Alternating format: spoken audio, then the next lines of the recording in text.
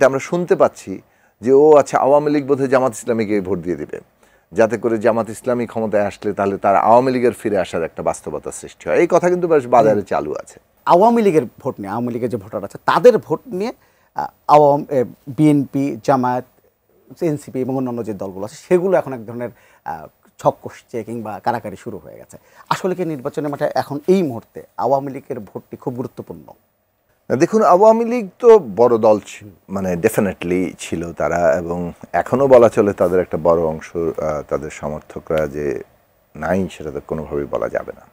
বিশেষভাবে কতগুলো তৎপরতা ঘটেছে যেখানে আওয়ামী লীগের, যেমন ধরেন আওয়ামী লীগের নেতাকর্মীদের শেখ হাসিনা থেকে শুরু করে তাদের first rank leadership, second rank leadership, তাদের কারোর মধ্যেই খুব বেশি কোনো রিমোর্স দেখা যায়নি, কোনো অনুশোচনা, কোনো ধরনের অনুতাপ। তারা যে এত বড় একটা হত্যাকাণ্ড চালিয়েছে, ক্ষমতা আঁকড়ে ধরেছে, এতগুলো গুম খুন, এইরকম সব ভুয়া নির্বাচন,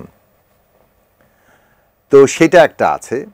এটা নিয়ে কিন্তু আওয়ামী লীগারদের মধ্যে শুরুতে আমরা যেভাবে ধরেন মধ্য পর্যায়ে, নিম্ন পর্যায়ে সমর্থকদের মধ্যে যেরকম একটা বেশ ক্রিটিক্যাল একটা সমালোচনামূলক জায়গা কিন্তু ছিল এবং আওয়ামী লীগের নেতৃত্বের প্রতি, কিন্তু কতগুলো তৎপরতা ঘটানো হয়েছে বিশেষ কিছু গোষ্ঠী থেকে, যেটা আবার আওয়ামী লীগারদের ঐক্যবদ্ধ করতে সাহায্য করেছে।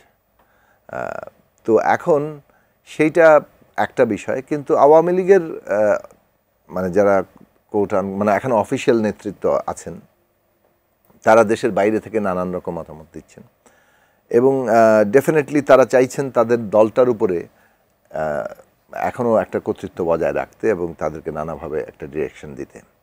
সেই ক্ষেত্রে আমরা দেখতে পাচ্ছি যে আওয়ামী লীগের রাজনৈতিক হিসাব নিকাশগুলো পুরনো অবস্থার মধ্যে আছে। যেমন ধরেন তারা এটাকে মুক্তিযুদ্ধ বনাম রাজাকার এই বিভাজনের মধ্যে দেখে, কিন্তু আমাদের তরুণরা কিন্তু এই বিভাজনটাকে মানে নাই করে দিয়েছেন, এটাকে প্রত্যাখ্যান করেছেন। কিন্তু তারা ভাবছেন এখনও বোধহয় এই মুক্তিযুদ্ধ বনাম রাজাকার এই বিভাজন দিয়েই বোধহয় তারা আবার রাজনীতিতে ফিরতে পারবেন। সেই কারণে তারা অনেক ক্ষেত্রে এটা আমরা শুনতে পাচ্ছি যে ও আচ্ছা আওয়ামী লীগ বোধহয় জামাত ইসলামীকে ভোট দিয়ে দিবে, যাতে করে জামাত ইসলামী ক্ষমতায় আসলে তাহলে তার আওয়ামী লীগের ফিরে আসার একটা বাস্তবতা সৃষ্টি হয়। এই কথা কিন্তু বেশ বাজারে চালু আছে এবং আওয়ামী লীগাররাও সেই ধরনের একটা জায়গা থেকে বলেন।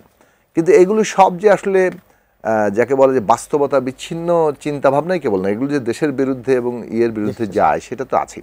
মূলদা বিষয় হচ্ছে যে হ্যাঁ, আওয়ামী লীগের লোকেরা তুলনামূলকভাবে মানে কাকে ভোট দিবেন এইটা পার্টিগত ডিসিশন তো একটা হয়তো হবে, তাতে কিছু লোক প্রভাবিত হবে, কিন্তু বেশিরভাগ আমাদের বিবেচনায় বেশিরভাগ আওয়ামী লীগ সমর্থক অথবা মধ্য পর্যায়ে কর্মী কিংবা অথবা সমর্থকরা, যেটা বড় অংশ এবং ভোটার যারা, তারা কিন্তু এবার অনেকভাবে স্বাধীন বিবেচনার জায়গা থেকে দেবেন তাদের নিজেদের পছন্দ অথবা প্রয়োজনীয়তা ইত্যাদি।